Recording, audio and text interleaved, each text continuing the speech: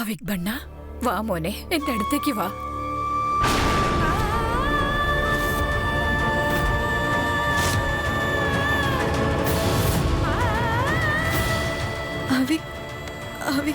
No, അങ്ങനെ ചെയ്യരുത്. നിന്റെ ചേച്ചി ആരും ഒന്നും പറഞ്ഞിട്ടില്ല. എല്ലാം ഓക്കെയാണ്. നിന്റെ ചേച്ചിയല്ലേ പറയുന്നേ. റാണിയമ്മ, ഞാൻ മാപ്പ് ചോദിക്കാം. റോജ, അവിക് ബണ്ണ ഇപ്പോൾ ബന്ധുക്കളുടെ കൂടെ നിൽക്കുന്നതാണ് നല്ലത്.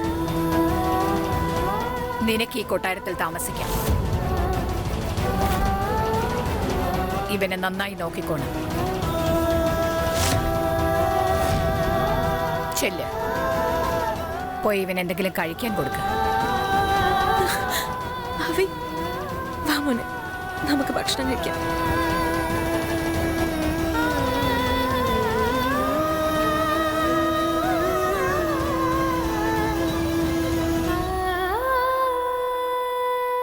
റാണിയമ്മ, എന്താണിത്? എന്തിനാ ഇങ്ങനെയൊക്കെ ചെയ്തത്? അവിക്കിന്റെ കാര്യങ്ങൾ നോക്കാനുള്ള ചുമതല നിങ്ങൾ ആ റോജയുടെ കയ്യിൽ കൊടുത്തു. നിങ്ങൾ കണ്ടതല്ലേ, കേട്ടതല്ലേ, ആ ഗവർണസ് പറഞ്ഞതെല്ലാം നിങ്ങളുടെ മുമ്പിലാണ്. വിശ്വസിച്ചാണ് ഞാൻ ഈ തെറ്റ് ചെയ്തത്. പക്ഷേ ഒരു സാധാരണ പെൺകുട്ടി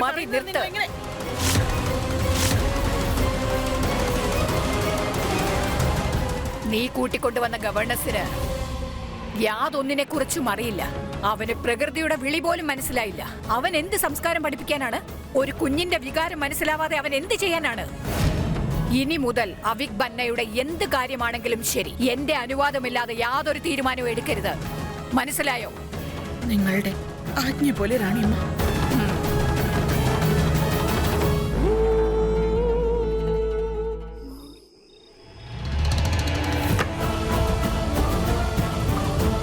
ശരിക്കും അഭിനന്ദിച്ചേ മതിയാവൂ. ഒരു ചെറിയ പാക്കറ്റ് അത് ഇത്രത്തോളം പ്രശ്നം ഉണ്ടാക്കുമെന്ന് റോജ സ്വപ്നത്തിൽ പോലും വിചാരിച്ച് കാണില്ല. അല്ല, നിങ്ങൾ എന്തൊക്കെ ഈ പറയുന്നത്? ചേച്ചിയുടെ ഉള്ളിൽ അല്ലെങ്കിൽ തന്നെ തീയ, നിങ്ങൾ അതിൽ പിന്നെ എണ്ണ ഒഴിക്കല്ലേ? പക്ഷെ നിങ്ങൾ പറയുന്നതിൽ കാര്യമില്ലാതില്ല. അതായത് ഈ ചെറിയ പാക്കറ്റിലുള്ള വലിയ പടക്കം പോലെയാ നമ്മുടെ ചേച്ചിയുടെ മഹാറാണിയാവാനുള്ള മോഹവും. നിങ്ങളുടെ ഭാഷയിൽ പറയുകയാണെങ്കിൽ വെറും ഒരു സാധാരണ പെങ്കൊച്ച്, വെറും ഒരു നൃത്തക്കാരിയുടെ മകളായ ആ റോജ, അവളാണോ എന്നെ തോൽപ്പിക്കാൻ പോകുന്നത്? തോൽപ്പിക്കാൻ പാടില്ല അവള്.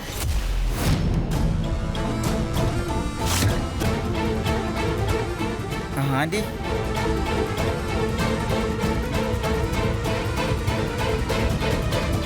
ആന്റി, നിങ്ങൾ ഓക്കെ അല്ലേ ആന്റി? എനിക്ക് കുഴപ്പമൊന്നുമില്ല. നീ അതൊന്നും നോക്കേണ്ട കാര്യമില്ല. ഈയിടെയായി ഈ കൊട്ടാരത്തിൽ നടക്കുന്നത് സാധാരണക്കാര് പറയുന്നത് പോലും ഈ കൊട്ടാരത്തിൽ കേൾക്കുന്നു. അതൊക്കെ കേൾക്കുമ്പോ എന്തോ ഒരു വല്ലായിക്ക, അല്ലാതെ മറ്റൊരു പ്രശ്നവുമില്ല. നീ ഇതൊന്നും കണ്ട് ടെൻഷൻ അടിക്കേണ്ട കാര്യമില്ല. ഇപ്പോ ഇതൊക്കെ അങ്ങ് വിട്ടുകളഞ്ഞേക്ക. ആന്റി, നിങ്ങൾക്കറിയാവല്ലോ, നിങ്ങൾക്ക് വിഷമായി കഴിഞ്ഞാൽ എനിക്കും വിഷമാകുന്നു. നിങ്ങളിങ്ങനെ ടെൻഷനായിരിക്കുന്ന എന്നെ കൂടെ കാണാൻ കഴിയുന്നില്ല. എൻ്റെ അടുത്ത് പറയും. നിങ്ങളുടെ മനസ്സിനെ സങ്കടപ്പെടുത്തുന്ന എന്ത് കാര്യമാണെന്ന് എന്നോട് പറ. ഞാൻ നിങ്ങൾക്ക് വാക്ക് തരുന്നു. ഞാനെല്ലാം ശരിയാക്കി തരാം. എന്നോട് പറ. അയ്യോ, എന്താ ചേച്ചി ഇത്? ഇവന് ചേച്ചിയോട് എന്തുമാത്രം സ്നേഹമാണെന്നറിയോ? ചാട്ടപ്പെട്ടാന്ന് തീർക്കാന്ന് പറഞ്ഞു കേട്ടില്ലേ? നമ്മുടെ സമീർ ഇപ്പൊ പഴയ പോലെ കുട്ടിയല്ല, അവൻ വളർന്നു കഴിഞ്ഞു. അവനോട് പറയേ. നിങ്ങൾക്കൊരു കാര്യം അറിയോ? എനിക്ക് നിങ്ങൾ മാത്രമേ ഉള്ളൂ. നിങ്ങൾക്ക് വേണ്ടി ഞാൻ എന്ത് വേണമെങ്കിലും ചെയ്യും. കൊട്ടാരങ്ങളിലുണ്ടല്ലോ ചില നിയമങ്ങളുണ്ട്. ഇത് രാജകുടുംബമാണ്, ഒരു സാധാരണ വീടല്ല ഇത്. അതുപോലെ ഇവിടത്തേതായി ചില മര്യാദകളുമുണ്ട്. ഇന്നലെ ഇങ്ങോട്ട് കയറി വന്ന് അതുവരെ വഴിയോരത്ത് കിടന്നിരുന്ന റോജ, അവൾ ഇവിടെ വന്ന് അവളുടെ ഇഷ്ടപ്രകാരം എല്ലാം ചെയ്യാൻ തുടങ്ങുമ്പോ ഇവിടുത്തെ മര്യാദകളും ഇവിടുത്തെ നിയമങ്ങളും അവൾ തകർത്തെറിയുന്നത് കാണുമ്പോൾ മനസ്സിൽ വിഷമം തോന്നും. അങ്ങനെ ഒരു തീ വീട്ടിൽ കയറി വന്ന് അവൾക്ക് ഇഷ്ടമുള്ളതെല്ലാം ചെയ്യും. പക്ഷെ ഈ വീട്ടിൽ ആരും അവളോടൊന്നും പറയുന്നില്ലെന്ന് കാണുമ്പോൾ വിഷമമുണ്ട്. പകരം എന്നെയാണ് ഇവിടെ ചീത്ത പറയുന്നത്. എനിക്ക് മനസ്സിലാക്കുന്നില്ല. ഞാനിനി അത്ഭുതം തോന്നുകയാണ്. എനിക്ക് അവളോട് ആരും എന്താ ഒന്നും പറയാത്തതെന്ന്. ഇവിടെ ആർക്കും മനസ്സിലാവുന്നില്ല. ആ പെങ്കൊച്ച് അവളുടെ അനിയനെ ഉപയോഗിച്ച് അവനെ ഒരു മറയായി വെച്ചുകൊണ്ട് ഈ രാജകുടുംബത്തിലെ രാജസിംഹാസനത്തിൽ കയറി ഇരിക്കാൻ ശ്രമിക്കുകയാണെന്നുള്ളത്. പക്ഷെ ഞാനും ഉറപ്പിച്ചു കഴിഞ്ഞു, രാജസിംഹാസനത്തിന് നേരെ നീണ്ടുവരുന്ന ആ വൃത്തികെട്ട കൈകൾ അവിടെ എത്തുന്നതിന് മുമ്പ് ഒടിച്ചു കളയും ഞാൻ.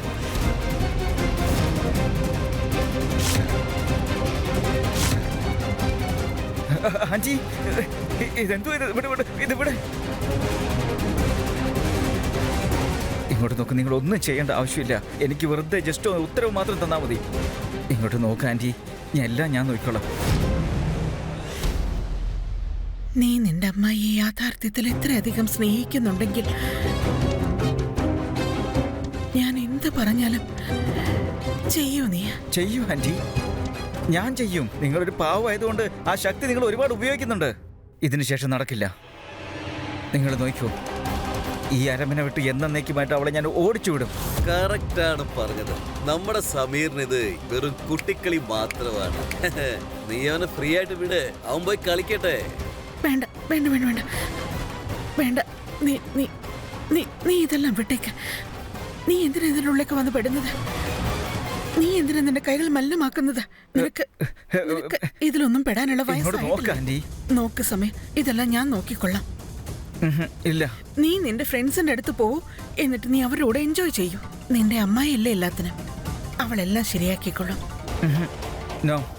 നോക്ക് സമയം, ഞാൻ പറയുന്നത് നീ കേൾക്കുന്നില്ലേ? എനിക്ക് കുഴപ്പമൊന്നുമില്ല. എന്നെ ഓർത്ത് ടെൻഷൻ ആവണ്ട. ചെല്ല, നീ പോയി നിന്റെ ഫ്രണ്ട്സിന്റെ കൂടെ എൻജോയ് ചെയ്യ. ചെല്ല ചെല്ല, നീ ചെല്ല.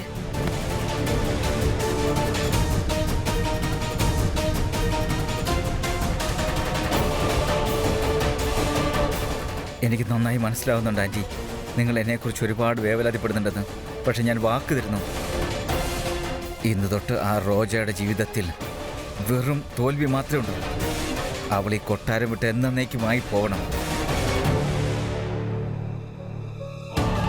അവളുടെ ജീവിതം ഞാൻ നരകമാക്കാൻ പോവാണ്.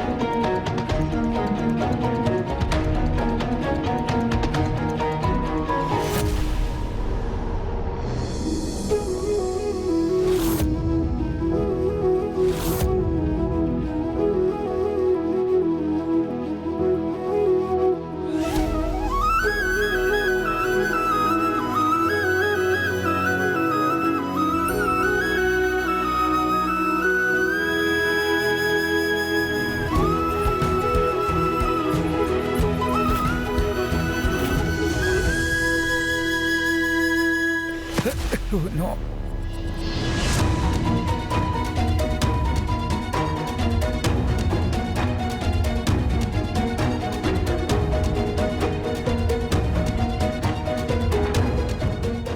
ഇനി ഒരുപാട് സമയമുണ്ടല്ലോ.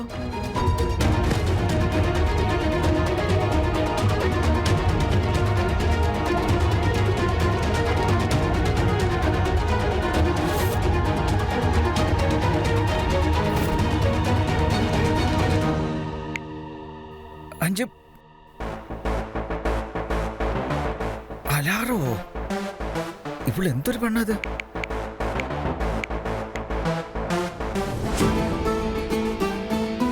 നീ നിന്റെ ആദ്യത്തെ റെസ്പോൺസിബിലിറ്റി തന്നെ ഫെയിലാക്കാൻ പോവാണ്. നോക്കൂ, ഞാനും നോക്കാൻ പോവാ ഇനി നീ എത്ര നാൾ ഈ കൊട്ടാരത്തിലുണ്ടാവും എന്നുള്ളത്. Roja, good night. ഇങ്ങനെ ഉറങ്ങിക്കൊണ്ടേയിരുന്നു.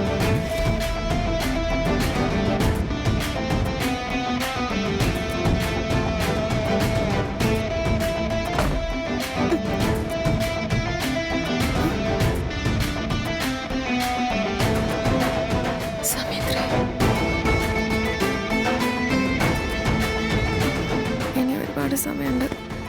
കുറച്ചു നേരം കൂടി കിടന്നുറങ്ങാം.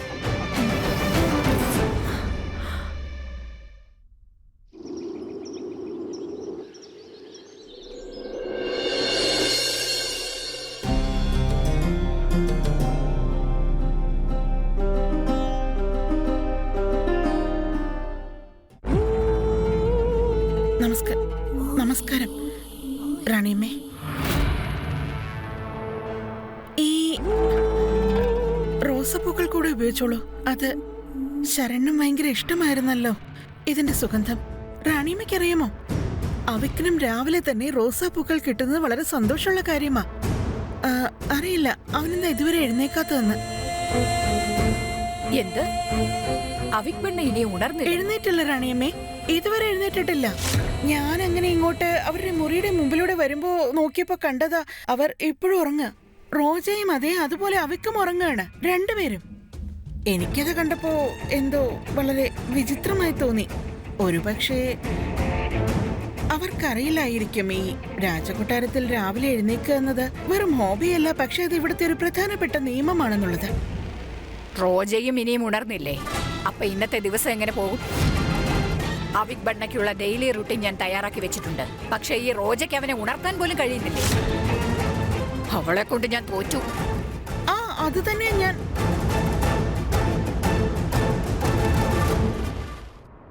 നന്നായുള്ളൂ. ഇനി പോയി ആ റോജയോട് ദേഷ്യപ്പെട്ടോളും. അപ്പൊ പിന്നെ എന്നെ മറന്നു കളഞ്ഞോളും. ഈ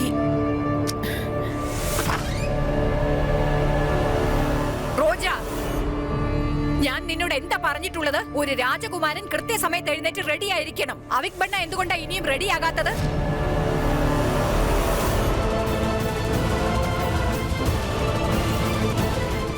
ഇതെങ്ങനെ സാധ്യമാകുന്നത്? സമീർ പറഞ്ഞത് അവൻ അലാറം എടുത്ത് മാറ്റിയെന്നുള്ളതല്ലേ?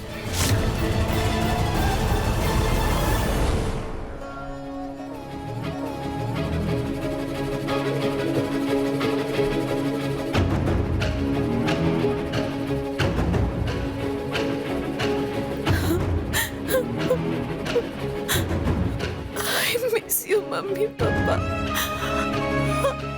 I miss you.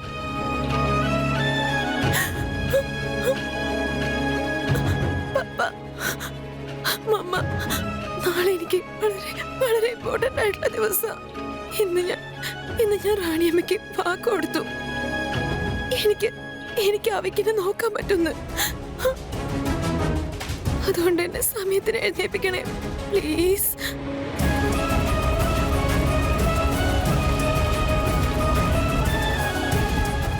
Good night, Mummy, Papa.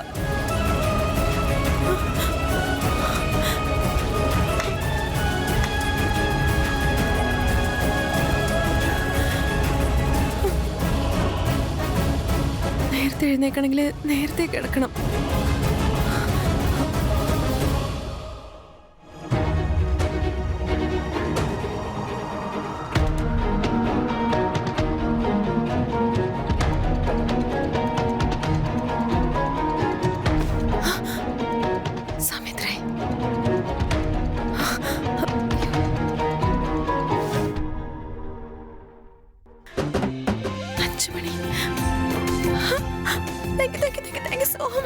നിങ്ങളുടെ ടെക്നിക്ക് അടിപൊളിയാണ്. അലാം അടിക്കുന്നതിന് മുന്നേ ഞാൻ എണീറ്റു. ആദ്യം ഞാൻ വാഷ്റൂം പോയിട്ട് വരാം, എന്നിട്ട് നിന്നെ എഴുന്നേൽപ്പിക്കാം.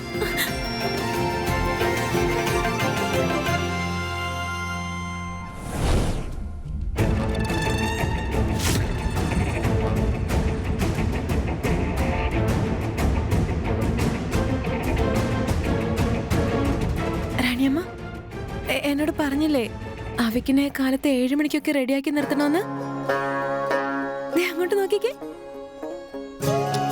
7 മണിയാകാൻ ഇനി 5 മിനിറ്റ് ബാക്കിയുണ്ട്. പക്ഷെ എന്റെ അവി റെഡി. മോഹിനി, എന്തോ? നിനക്ക് പൂക്കൾ കാണുന്നില്ല, പൂക്കളിലുള്ള മുള്ളുകളാണ് കാണുന്നത്. വാ അവിക് ബണ്ണ, എന്റെ കൂടെ വാ.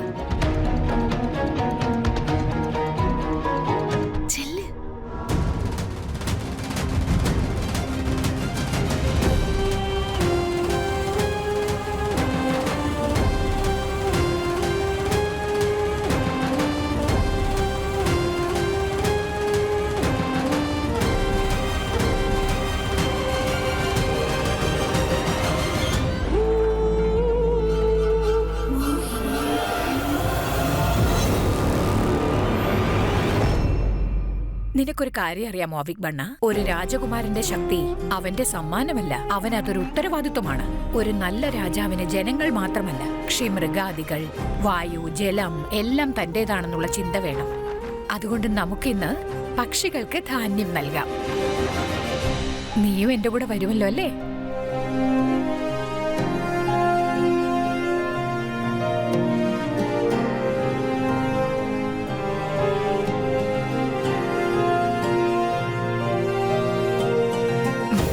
എനിക്കറിയാം, നിന്റെ അച്ഛൻ കുഞ്ഞായിരുന്നപ്പോൾ അവനും എന്റെ കൂടെ ഇങ്ങനെ പുറത്തേക്ക് വരുമായിരുന്നു. നിനക്കും നിന്റെ അച്ഛനെ പോലെ ആകണ്ടേ?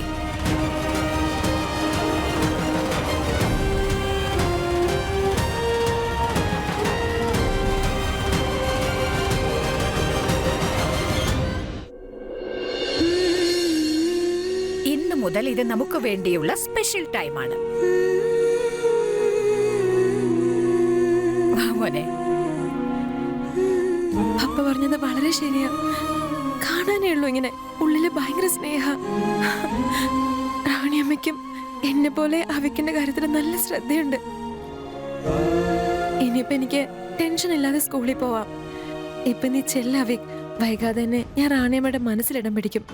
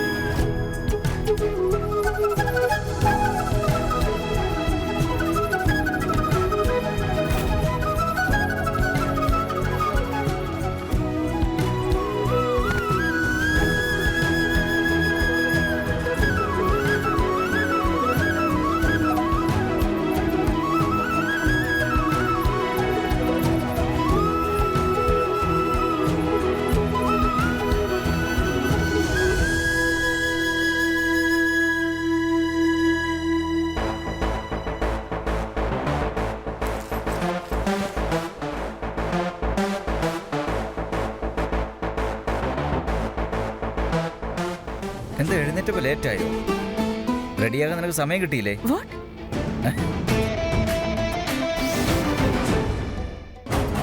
സമീർ, വളരെ മോശമായിട്ടുണ്ട്. സമീർ, നിന്നെ ഞാൻ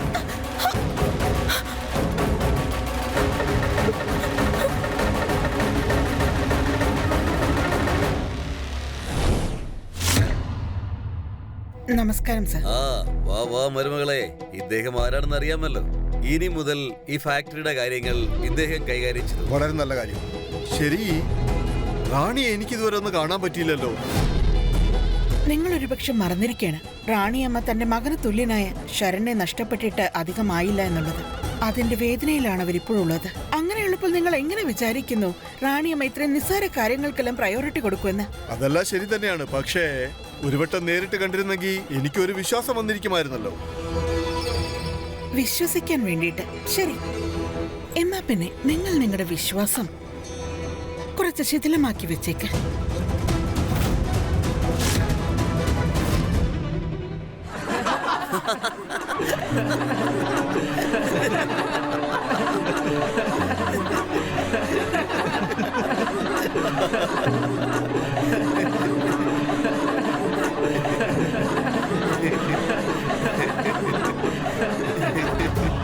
കണ്ണുകളിൽ ഉറക്കം, എന്റെ കൈകളിൽ റിബൺ. വളരെ നന്നായിരിക്കുന്നു അല്ലേ?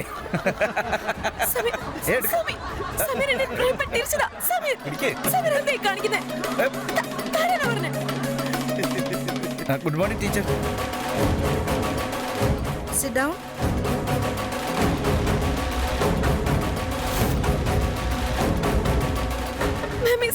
അവിടെ നിന്നെ റോജ, ഇതെന്താ ഇങ്ങനെയാണോ നീ സ്കൂളിൽ വരുന്നേ? തലമുടി നീ കെട്ടിയിട്ടില്ല, യൂണിഫോം നീ ശരിയായിട്ട് ചെയ്തിട്ടില്ല, നേരെ ഉറങ്ങി എഴുതിട്ട് അങ്ങനെ അങ്ങ് വന്നോ? മാം ഇപ്പോൾ ഉറങ്ങി എഴുന്നേറ്റ് വന്നാലും കുഴപ്പമില്ലായിരുന്നു, പക്ഷെ മുഖം കഴുകിയിട്ട് വരാറുന്നല്ലോ. Sorry sorry sorry madam, sorry sorry. Roja, ക്ലാസ്സിനകത്തുനിന്ന് വെളിയിൽ പോ. ഇതാണ് നിനക്ക് തരുന്ന ശിക്ഷ. ബട്ട് മാം ഞാൻ ഒരു തെറ്റും ചെയ്തിട്ടില്ല. ക്ലാസ്സിനകത്തുനിന്ന് വെളിയിൽ പോകാൻ. ഓ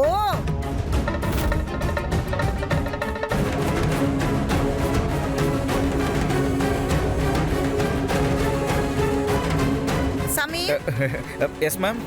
മാത്സ് അസൈൻമെന്റ് ചെയ്തിട്ടാണോ വന്നത്? ഇന്നോ? നാളെ എന്നല്ലേ പറഞ്ഞത്? നാളെയല്ലേ? ഒന്ന് പറയടാ. അപ്പോ ഇന്നും നീ അത് തീർക്കാതെയാണ് വന്നിരിക്കുന്നേ. ഇല്ലില്ല, അത് മാഡം അത് എപ്പോഴും ഉള്ളതുപോലെ ഇപ്രാവശ്യം നിനക്ക് 0 മാർക്ക്. മാം. നീയും ക്ലാസ്സിനകത്തുനിന്ന് വെളിയിൽ പോ. ഗോ. Hello mister zero. ഹീറോയ്ക്ക് സീറോയെ നോക്കേണ്ട കാര്യമില്ല, മനസ്സിലായോ? കോപ്പേ, ഞാനിവിടെ വെളിയിൽ നിൽക്കുക, നീ അകത്തിരുന്ന് എന്തുണ്ടാക്കോ? വേഗം പാടാ.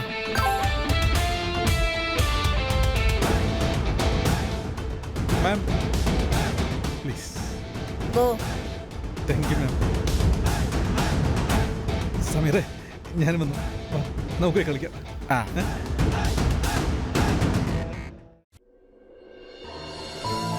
ശരി, നീ ഇപ്പോ റെഡിയായിട്ട് എന്തെടുക്കാൻ പോവാ? അതേ ബ്ലഡ് തന്നെയല്ലേ? അഭിനയ സ്ത്രീ. നിനക്ക് തരാൻ എൻ്റെ ഒരു അഡ്വൈസ് ഉണ്ട്. വേണമെങ്കിൽ എടുത്തോ, ഞാൻ ഫ്രീ ആയിട്ട് തരാം.